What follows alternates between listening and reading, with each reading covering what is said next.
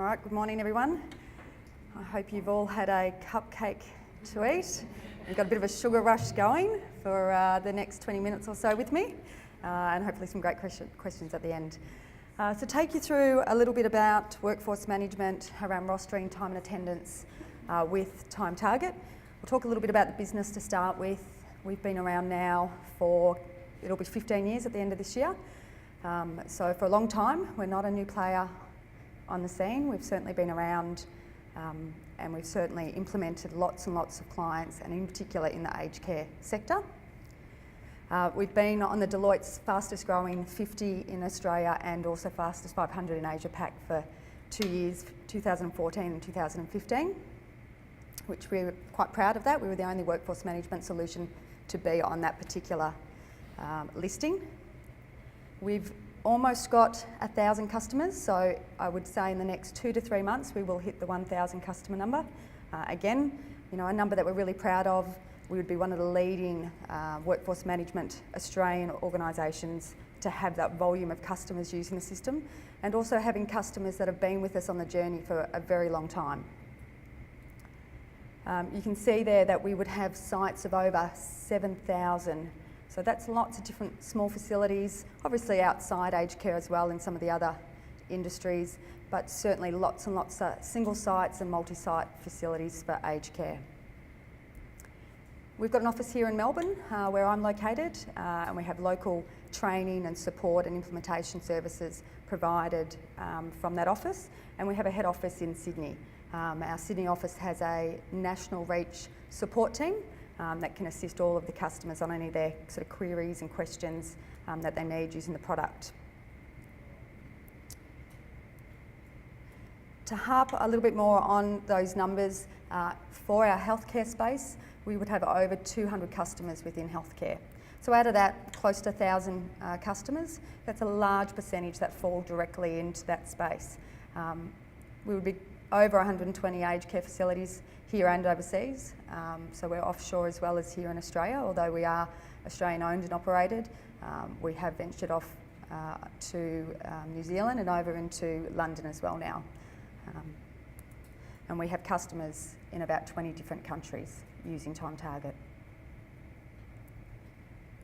As part of introducing TimeTarget across different countries, we've also started to bring into the software translation around the language, so that our employees can go onto an employee self-service portal and to be able to choose the language of their choice, to be able to read and go through the process on their own information, their own employee data through TimeTarget. And that's exciting. We've got 6 languages that we've done so far, and that will just increase as requests come through by our client base as well.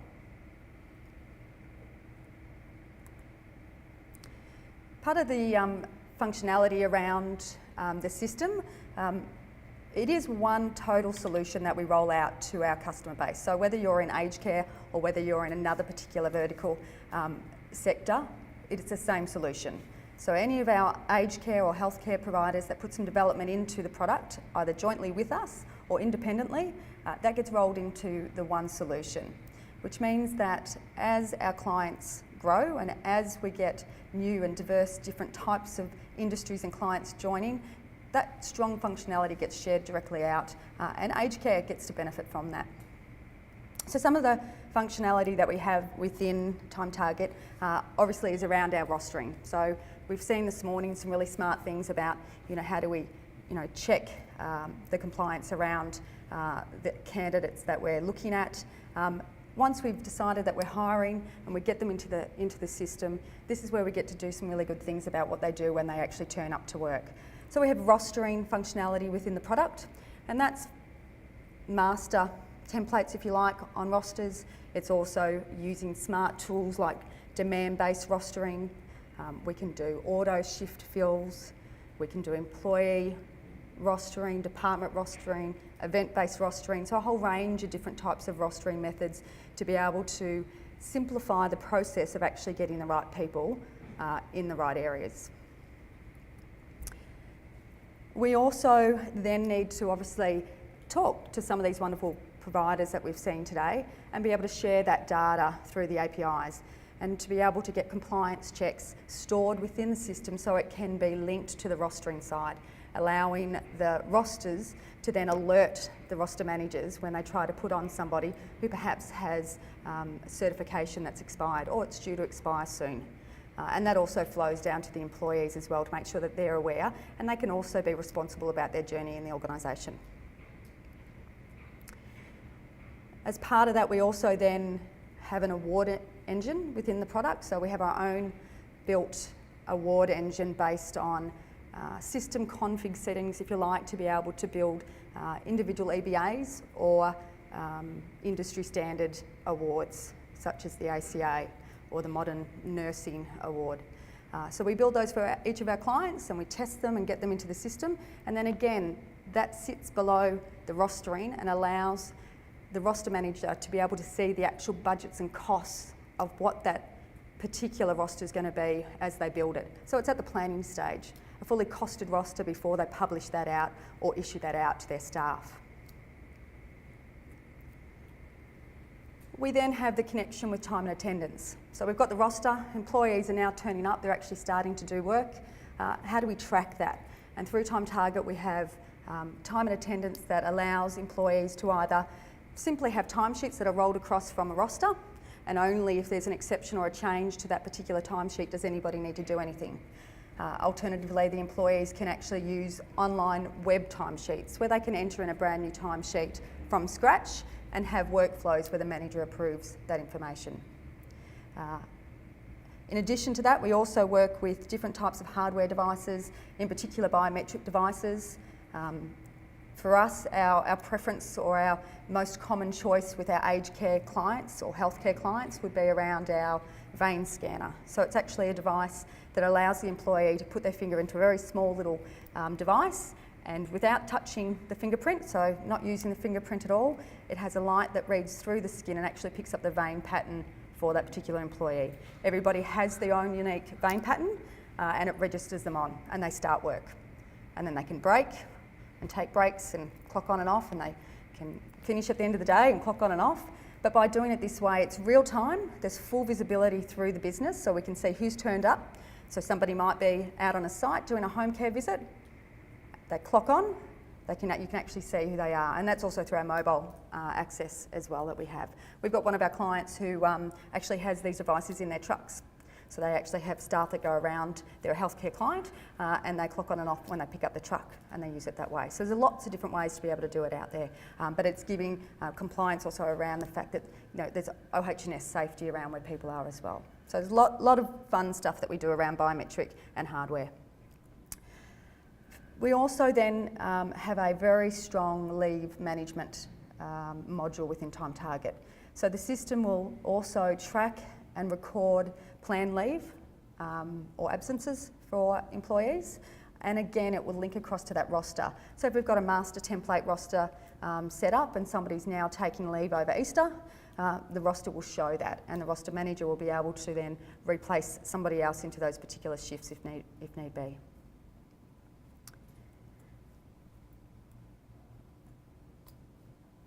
Also availability for employees as well, so letting employees be able to change their regular shifts or availability around their shifts. Again, this is all set to business rules, so things that obviously the organisation wants them to be able to do, but there's some really smart things about that, and it means that there's saving time when we're looking for staff. Trying to pick somebody up to put them into a particular shift last minute, maybe because somebody's called up sick, we're not going to be calling all these people that are unavailable for us.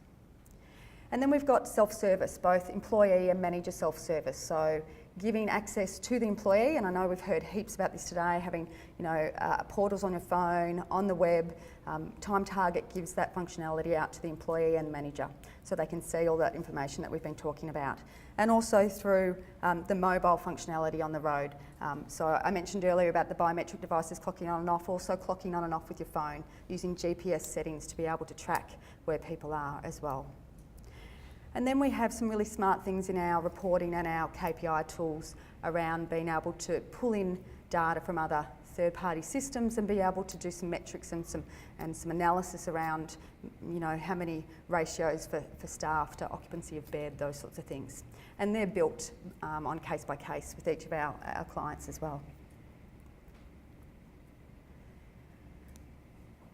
So a little bit more on the self-service portal. The system allows for the employee to be able to see their own information and to be able to make changes. And again, having the APIs and the smart tools to go back to the other platforms to be able to share that information where need be. So we can give some of that responsibility back to the employee to make sure that they update that. Obviously workflows and checks in place to have that all okayed. Again, applying for leave online, having a workflow to managers, making sure that that's been approved before they go off on leave. Shift bidding and shift swaps for staff as well. So there's a lot of information in there that the employees can have access to, and also the managers. So managers can, through the smartphone or through a tablet or through a PC on a website, they can view where an employee is at the time, tracking them, and also looking at all the information that they need to change the roster. It's all in that self-service portal.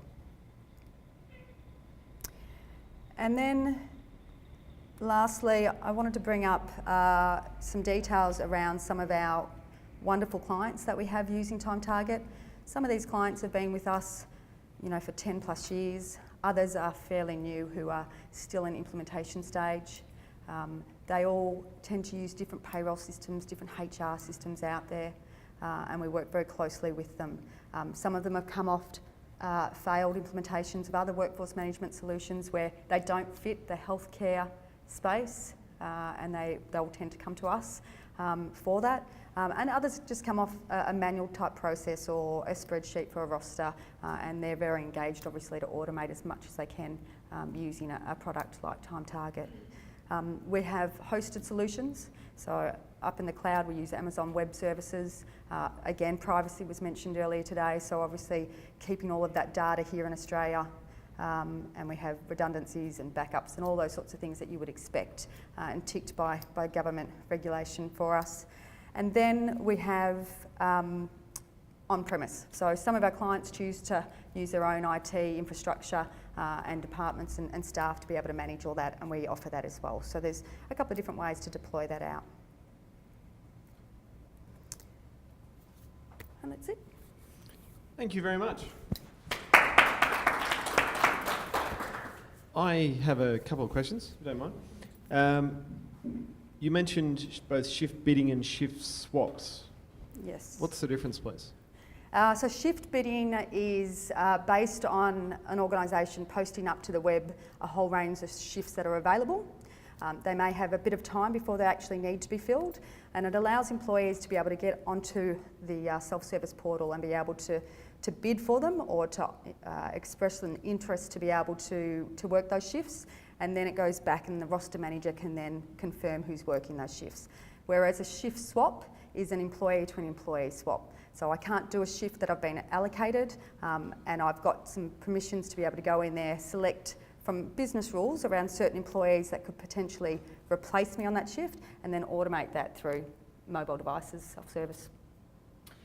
Talking with one of your colleagues, he'd mentioned either some functionality built in now or that's coming that allows you to actually analyse, is it better to extend someone's shift and potentially go into overtime, bring someone in on a shorter shift which might put them into overtime for the week, or access some of the agencies you use and be able to show you at the front line which option should I take. Do you? Yes, so within the system there's a whole range of smarts about as you go to select somebody to put them on, you can see all of the costs, the number of shifts that they've done, the gaps in between. You can include different agencies that you use regularly and have their costs and charge rates in there, so you can compare that against the employee that you have. So before selecting anyone, all of that information is detailed and visible on the system, and you can make that decision. When an aged care provider takes you on, the process, the implementation, how long does that take? We've got a couple of different models that we deploy out to our customer base. One is a rapid deployment model, an RDM for us, and that's generally around a smaller facility, 1 or 2 sites.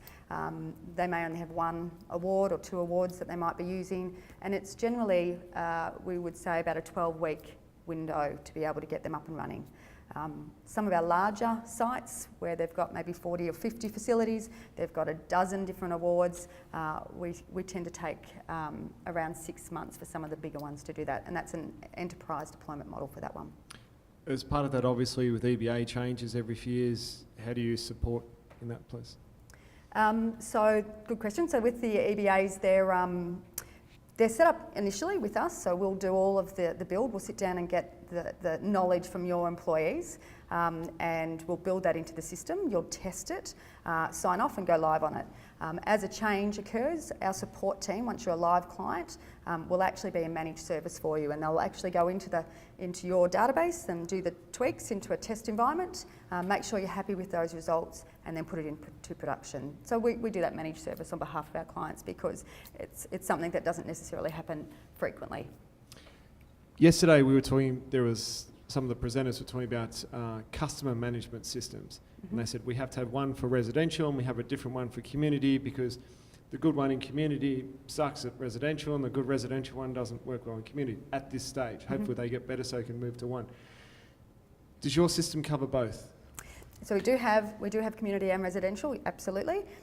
We do also work with some companies who have a community-based rostering system already, and we can link some of the information across from that. So it will depend on just how much information is wanted by the clients, but yeah, we do both. Okay, thanks. Any other questions for Kim? One of the important things in aged care rostering is skill mix. You said business rules. Does the manager who sets the business rules? And when you're doing that shift swap from employee to employee, how do you balance the skill mix? So the business rules that are set in are config rules, and so we will work through with every client to understand when you allow an employee to do a shift swap, does that mean that it needs to be no more than the price that the first employee would have been paid? Are they allowed to go into overtime? Can it be at a different location? There's a whole range of different rules that each client can configure and tick with our service. And then basically the employee will only be shown a list of those employees that match that criteria. And that can change down the track if one of those rules change. CRIS 21. We have lots of joint clients with CRIS 21. And are you able to service WA clients? Do you have WA Absolutely, clients? yes. So we've got clients all across Australia and offshore as well now. And we have some local staff that do implementations over in WA. They're still supported by our Sydney support team, but we also extend our help hours to suit WA. Perfect. Absolutely. Just interested in the reporting functionality of the program. Good, I did probably miss over that. We do have standard reports within the product. There's about 75, 80 different reports, and they cross over everything from rostering, time and attendance. So there's a whole kind of standard range that are there. And then we have what we call our Data Explorer, and that's a TimeTarget module that allows users to be able to go in and drag and drop and build their own reports. You can export them out into Excel, HTML, lots of different formats as well, but you can build them as you like. Hello, Kim. I was very impressed with your product. Come with a multi-language as well, especially with the Chinese version, and I'd like to explore a little bit more later on. Okay. Okay.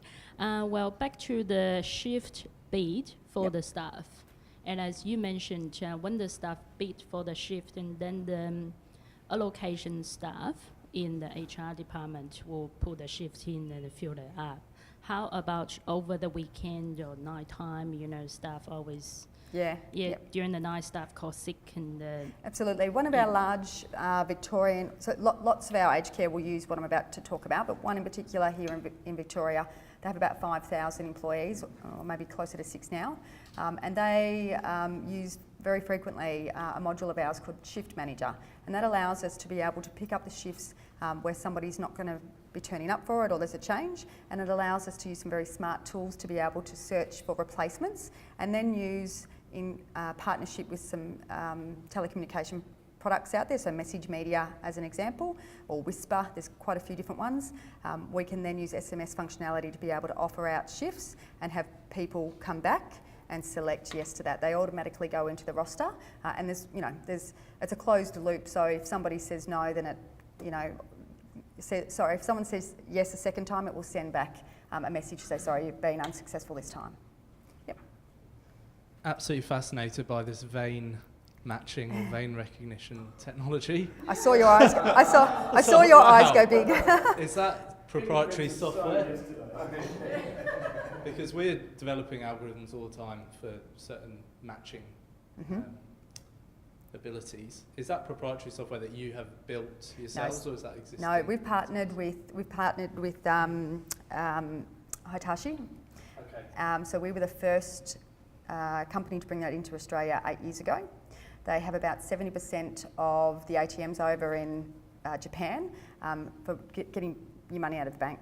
You put your card in, you put your finger in, and it validates you. There's no PIN number.